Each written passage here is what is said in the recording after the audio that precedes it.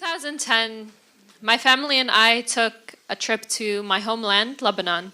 And it was the first time I was able to see my home country since I was born.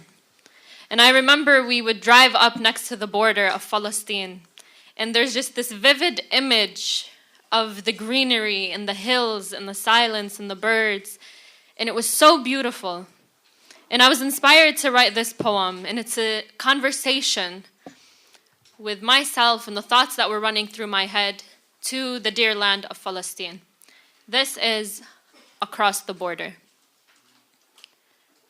Along the border, I am standing on the soil of my homeland whose thirst for memories are quenched by its travelers that have finally returned home.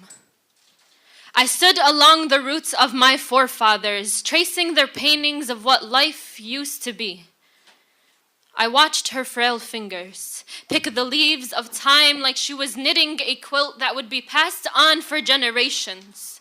She smelled like this very herb, nostalgic and a lot like home. These herbs, she says, these herbs hold history, yet they remind us about our time.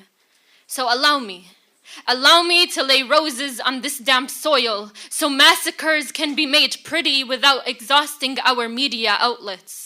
Allow me to pick these petals off the bud and scatter them in the sky so we can watch them fall. For once, it'll seem like the roses are smiling back at us, for we finally used them to decorate our land instead of our graves. She sings to me in every language I never knew I knew. She harmonizes in the language of resilience, never breaking her breath because her lungs were made to shield off bullets, and regardless of how many there were, she would pinch them between her frail fingers like burned out cigarettes. She always told me that fire does not burn when you're made out of fury. These valleys you bomb are the wrinkles her eyes now carry, and no matter how many prayers you send to the heavens for her to wither away like dried thyme, her fragrance will always greet these roses with the most beautiful of hellos. On her border, I wonder why she must endure so much, but I guess a rainbow can never show its beauty without the rain and the sun ingrained in its skin. I hear the roses tell her to give them her smile, so they too can be beautiful. So she smiled once more and gave her smile away to the roses as she watched them bloom. And still, with her frail fingers, she picks up the thyme leaves. With her frail fingers, she picks the thyme leaves of their stem, uttering, "Time is almost up." These roses that I highlight within the poem are the youth of Palestine. This is the fountain of youth. In the fountain of youth, they say, sometimes it feels like I've only lived to die. But the reality is that I've hardly even lived. They tell me to take care of my youth and explore its wonders, but all I wonder is how growing old would feel.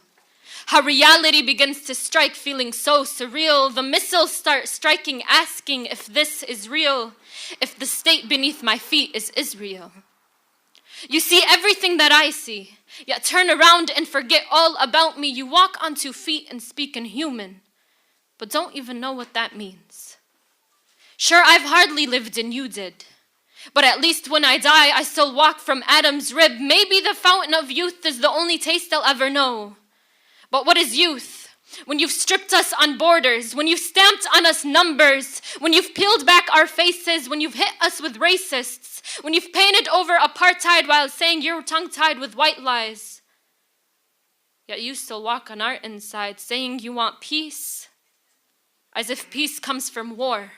Drink, my child, drink until you are full, because the roundness of the moon will only stand so still, glistening over your corpse as it rots in the new sun's flames. But all you wished for was a shroud for your own remains. But what remains is our Jerusalem, our Aqsa, our hope, and our Palestine. Thank you.